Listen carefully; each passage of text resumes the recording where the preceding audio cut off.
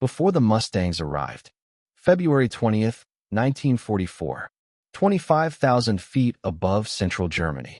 The sky is a hard, frozen blue, the kind that cracks your lips and steals the feeling from your fingers even inside heated gloves.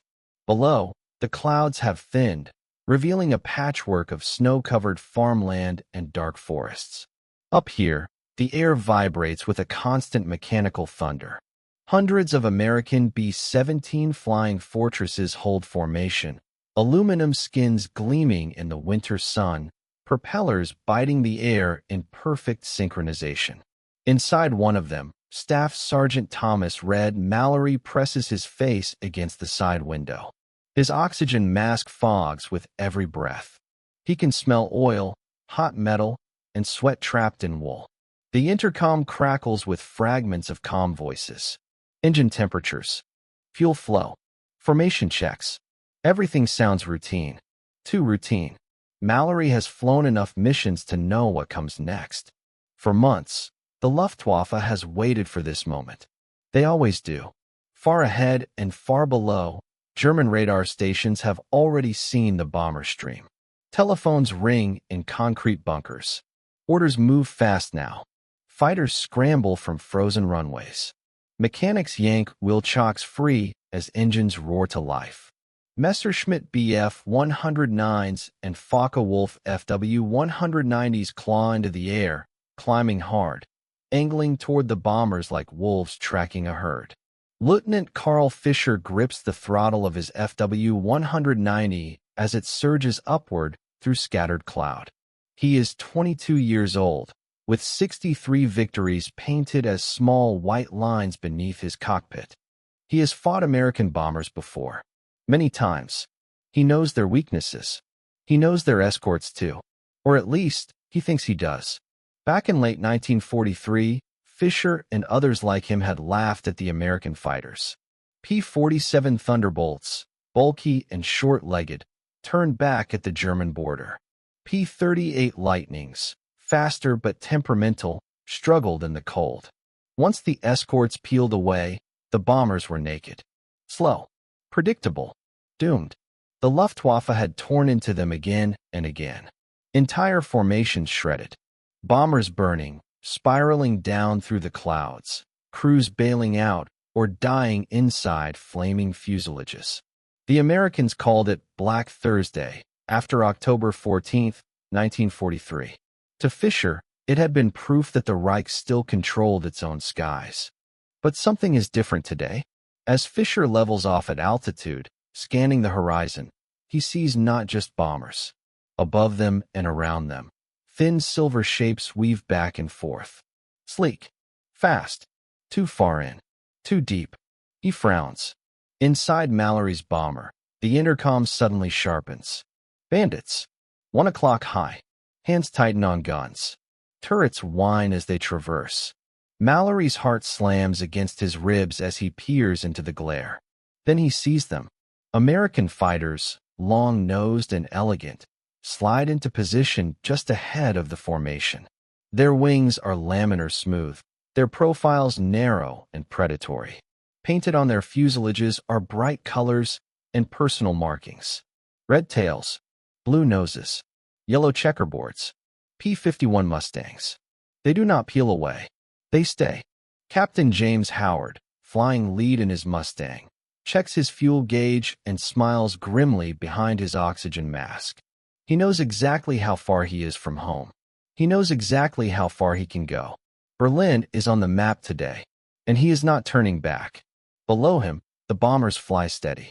For the first time, they are not alone. The Luftwaffe attacks anyway. Fw-190s dive through the escorts, firing short bursts, then pulling up.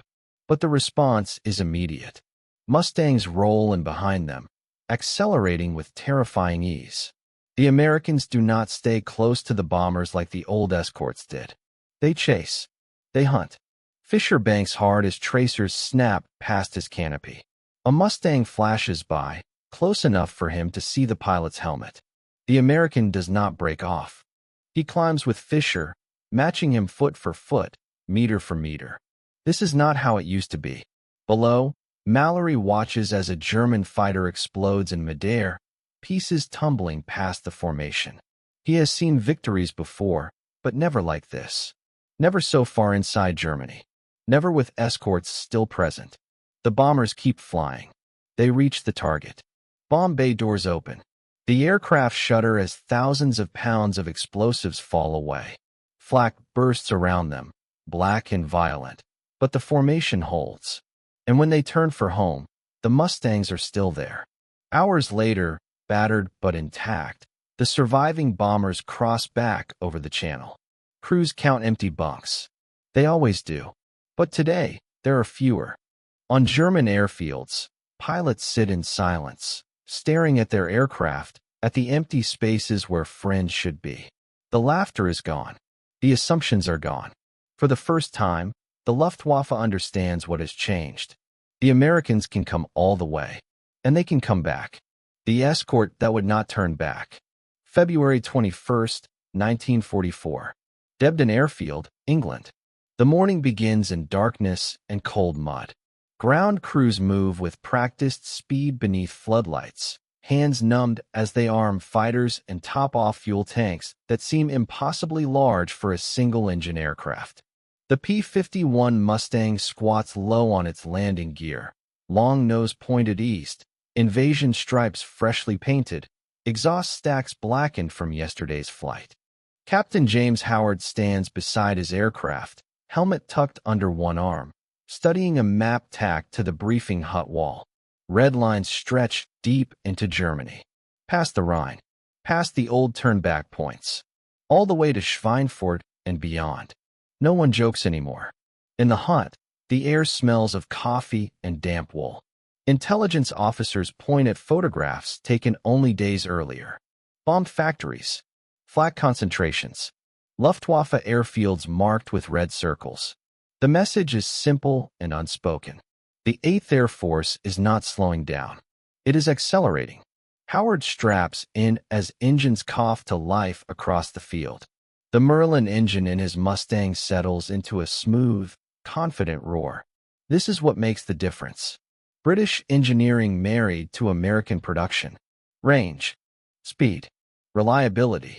With drop tanks slung beneath the wings, the Mustang can stay with the bombers longer than any escort before it. Long enough to change the war. Across the channel and far inland, Oberleutnant Carl Fischer listens as his squadron commander briefs them in clipped, urgent tones. Losses have been severe. Fuel is short. Replacement pilots arrive with barely a dozen hours on frontline fighters.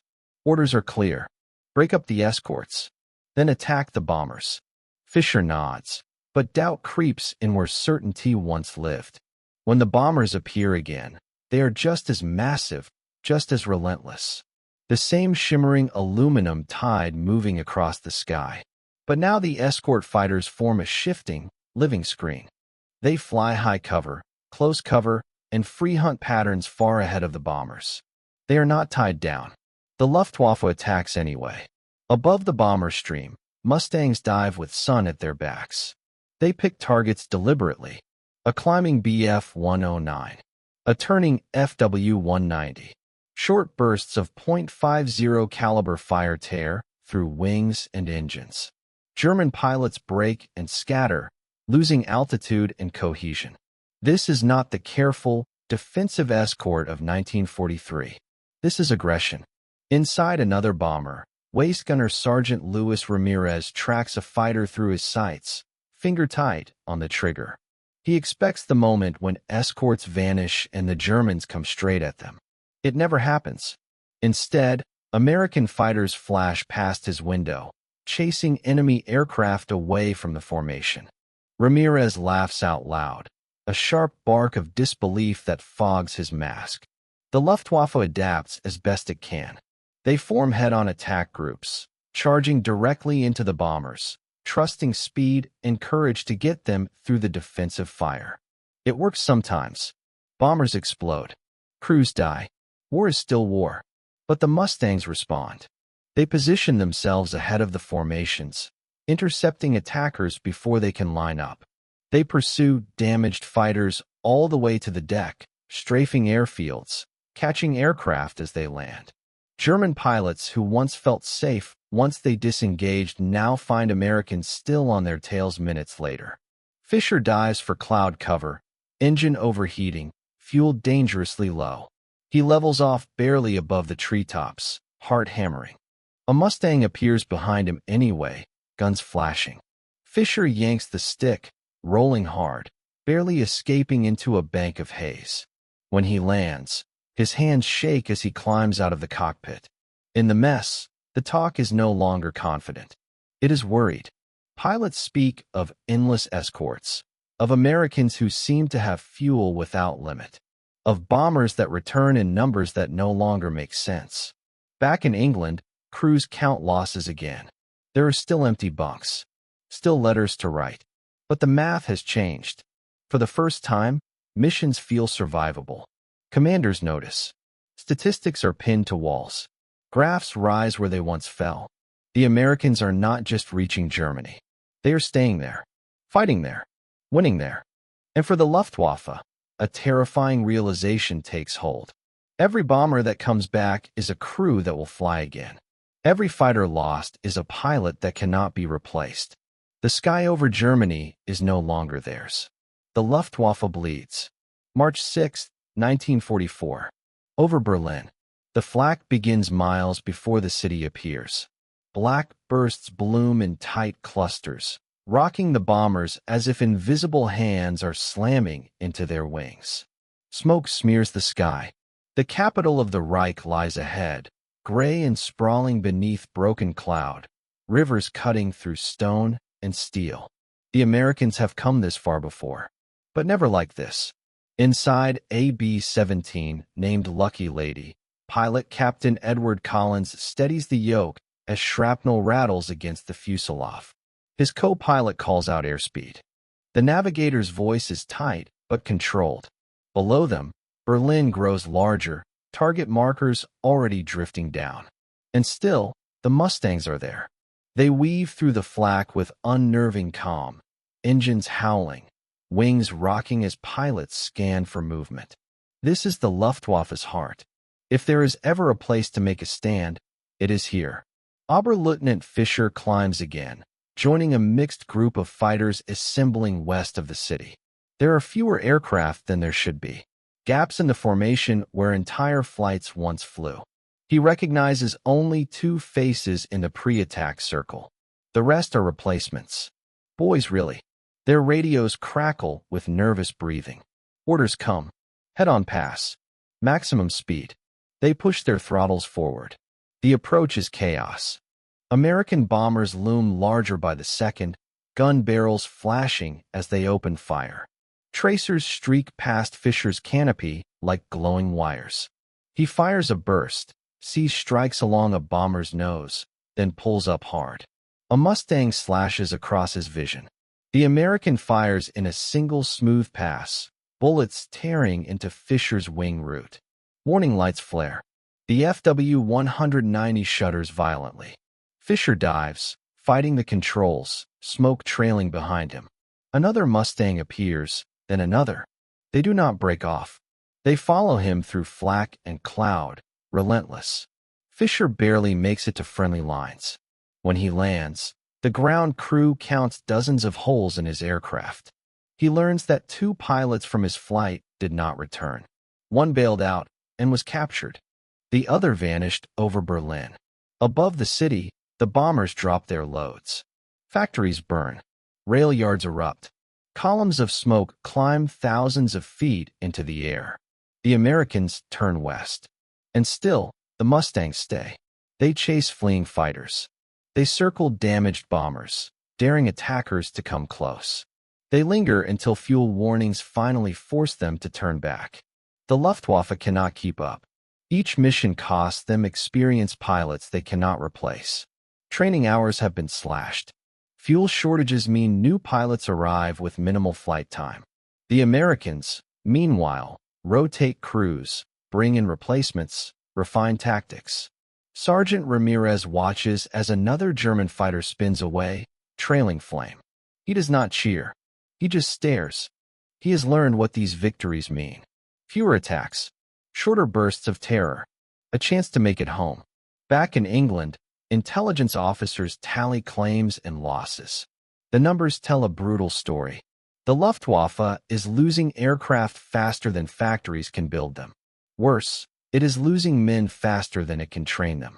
The myth of German air superiority is cracking in full view of the world. On airfields across Germany, once crowded flight lines now sit half empty. Pilots who survive fly multiple sorties a day, exhausted and strained. Mechanics work miracles with spare parts that do not exist. Morale sinks with every briefing. Fisher sits alone one night, helmet on the table in front of him, hands wrapped around a tin cup of weak coffee. He thinks of friends lost over Berlin, of the endless silver fighters that seem to appear everywhere now, of the bombers that simply will not stop coming. He understands something then, with a clarity that hurts. This is no longer a battle of courage or skill alone. It is a battle of endurance, of production, of attrition, and Germany is losing it in the sky, turning the sky into a battlefield. March 18, 1944. Eastern England. Rain lashes the concrete as Mustangs taxi out in long, snaking lines. Engines snarl against the weather, prop wash throwing mist into the air. Today's mission is different. The bombers will hit aircraft factories and rail junctions, but the fighters have been given expanded authority. They are free to roam. Colonel Don Blakesley, commander of the 4th Fighter Group, stands at the edge of the runway watching his pilots disappear into the low cloud. He has pushed hard for this doctrine. Escorts that think like hunters, not guards. Keep the Luftwaffe in the air. Destroy it wherever it rises. The Mustangs climb through broken weather and emerge into sunlight above the overcast. Drop tanks glint beneath their wings. Radios crackle with call signs and comm instructions. High cover moves ahead. Low cover tucks in with the bombers. Other flights range miles forward, sweeping likely intercept routes. Over Germany, chaos follows. Luftwaffe controllers scramble to vector fighters toward the bomber stream, but the Americans arrive first. Mustangs dive onto airfields at low altitude, strafing parked aircraft and fuel trucks. Runways erupt in dust and fire. Pilots attempting to take off are caught wheels still down, engines screaming in desperation. Fisher hears the attack before he sees it. The sound is unmistakable. A tearing, ripping roar low over the field. He looks up as .50 caliber rounds walk across the dispersal area, ripping through parked fighters. Men dive for cover. One aircraft explodes in a sheet of flame. The Americans are not waiting anymore. In the air, Luftwaffe formations struggle to assemble. Mustangs pounce on climbing fighters, shredding cohesion before attacks can form. German pilots find themselves fighting simply to survive, not to reach the bombers. Inside the bomber stream, the difference is tangible. Attacks are fewer, more disorganized. Gunners scan the sky, tense, but waiting for something that never quite materializes. Captain Collins notes the time on his panel. They are over the target. Flak bursts violently, but there are no massed fighter assaults. The bomb bay doors open. The aircraft lifts as the load falls away. This was once the most dangerous moment of the mission. Now, it is almost routine. The Luftwaffe tries new tactics.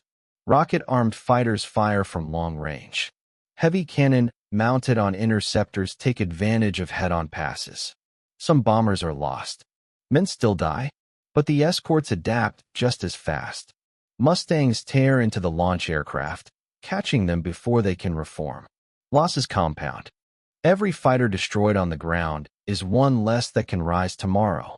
Every pilot shot down is irreplaceable experience gone forever. Fisher flies again that afternoon, his aircraft hastily patched. He barely reaches altitude before American fighters appear. They are everywhere. Above him, below him, behind him. He fires at one, misses, and is instantly forced defensive as another drops onto his tail. He lands shaken, his ammunition untouched, the mission a failure. Across Germany, reports stack up. Aircraft factories bombed. Fuel dumps burning. Training units grounded for lack of gasoline. The Luftwaffe is fighting blind and bleeding out. Back in England, bomber crews walk away from aircraft with expressions that would have seemed impossible months earlier. Relief. Confidence. Even something like optimism. The Americans are no longer reacting to German defenses. They are shaping them. And with every mission, the sky over Germany becomes more hostile to those who once ruled it. When experience ran out. April 10, 1944. Central Germany. The Luftwaffe launches before dawn, engines coughing in the cold as thin columns of exhaust drift across half-empty airfields. There is no ceremony anymore. No speeches. Just orders, fuel tallies, and the quiet understanding that many will not return. Oberleutnant Karl Fischer pulls his gloves tighter and climbs into his cockpit. His aircraft carries fresh paint over old scars. The mechanics avoided his eyes this morning. They always do now. In the briefing room, the faces are unfamiliar. The veterans are gone. Killed. Wounded. Transferred. In their place sit young pilots with pale skin and stiff movements. Some have never fired their guns in combat. Their flight hours would have been laughable a year ago. Fischer understands the danger immediately. The bombers appear on schedule. Endless. Methodical. A moving city in the sky. And above them, like hawks riding thermals, the Mustangs. The attack begins poorly. Radios clog with overlapping calls. Formations break almost as soon as they assemble. One young pilot panics during the climb and stalls, spinning into cloud before ever seeing the enemy. Fischer pushes forward anyway. He has done this too many times to hesitate. He lines up a head-on pass, gun sight settling on a bomber's cockpit. Tracers flash. He pulls up hard, heart racing, unsure if he scored hits. Instantly, his warning receiver screams. A Mustang dives from above, guns blazing. Fischer brakes right, then left, pulling so hard his vision tunnels. Another Mustang joins the chase. Then another. They work together, disciplined and calm, forcing him lower and lower. He dives for the deck, skimming treetops, barely keeping control. The Mustangs stay with him until flak from his own defenses forces them to break away. When Fischer lands, fuel warning lights glowing, he realizes something chilling. The Americans are flying like veterans. The Luftwaffe is not. Across Germany, the pattern repeats. Young pilots are thrown into combat against experienced American aces who fly mission after mission, learning enemy tactics and perfecting teamwork. The kill ratios widen. Confidence collapses. Inside the bomber stream, Sergeant Ramirez notes the quiet. Minutes stretch without an attack. Gunners shift nervously, scanning empty sky. When a lone fighter appears, it is immediately chased off by Mustangs that seem to materialize from nowhere. The bombers hit oil refineries, synthetic fuel plants, and rail hubs. Targets chosen with cruel precision. Each explosion on the ground ripples directly into the air war. Less fuel means fewer training hours. Fewer sorties. More mistakes. German commanders know the truth now. They say it in private, never in reports. The fighter force is being destroyed faster than it can be rebuilt. Not in a single battle, but in hundreds of relentless missions. Fischer receives a letter informing him that his unit will be merged with another. Too few pilots. Too few aircraft. He folds it carefully and puts it in his pocket, feeling older than his years. He remembers when they mocked the American escorts. When the sight of thunderbolts turning back meant easy prey ahead. That world feels impossibly distant. Now, the bombers come back again. And again. And again. Each return flight is a verdict. The bombers keep coming back. May 8, 1944. 26,000 feet above Germany. The bomber stream stretches from horizon to horizon, a vast metallic river flowing east. Sunlight flashes off wings and fuselages. Engines drone in a steady, almost hypnotic rhythm. For the men inside, the fear is still there, coiled and familiar, but it no longer feels like a death sentence. Staff Sergeant Thomas Mallory checks his ammunition and scans the sky. He has flown enough missions now to recognize the difference. The pauses between attacks are longer. The sky feels wider. When fighters appear, they come singly or in small, desperate groups. And always, the Mustangs arrive first.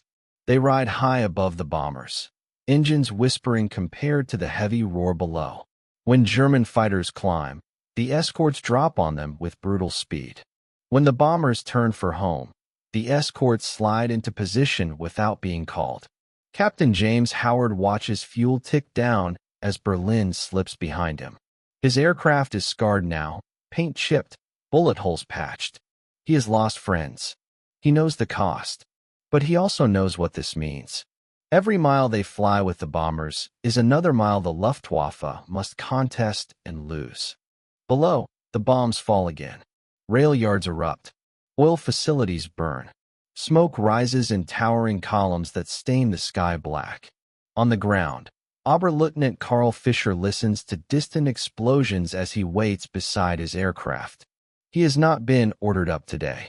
There is not enough fuel. There are not enough fighters. The priority is to save what remains. He watches the contrails overhead, countless white scars crossing the blue. He knows most of those bombers will return home. He knows this because it has become routine. That realization settles heavier than any defeat. In operations rooms across Germany, commanders mark maps with diminishing symbols. Units grounded. Airfields destroyed. Training programs curtailed. There are no speeches left that can hide the truth. The Luftwaffe is no longer the shield of the Reich. It is a dwindling force, reacting to an enemy that dictates the terms of every engagement. Back in England, bombers land in long, orderly streams. Tires screech. Engines wind down. Crews climb out stiffly, faces pale and exhausted. They gather on the tarmac, counting heads. More often now, the count is complete. Medical officers treat wounds that would have been fatal months earlier if aircraft had gone down. Intelligence officers debrief crews who will fly again in days, sometimes hours. The pace is relentless, but it is sustainable. That is the difference. American commanders see it clearly. Air superiority is no longer a goal. It is becoming a fact. The Mustangs taxi in, pilots climbing down with weary smiles and hollow eyes. Their aircraft are filthy with oil and cordite residue. They have flown to the edge of endurance and back. And tomorrow, they will do it again. Over France, over Germany, over cities that once felt unreachable, the bombers keep coming. And they keep coming back. For the Luftwaffe, that is the final defeat. Not a single battle. Not a dramatic collapse. But the steady, undeniable proof written in contrails and empty bunks and burned-out airfields. The sky has changed hands. By the summer of 1944, the path is open. Invasion fleets will cross the channel under friendly skies. Armies will move beneath constant air cover. The outcome on the ground will be shaped by what happened up here, months earlier, when long-range escorts refused to turn back. The Luftwaffe had mocked the American escort fighters, until the bombers kept coming back.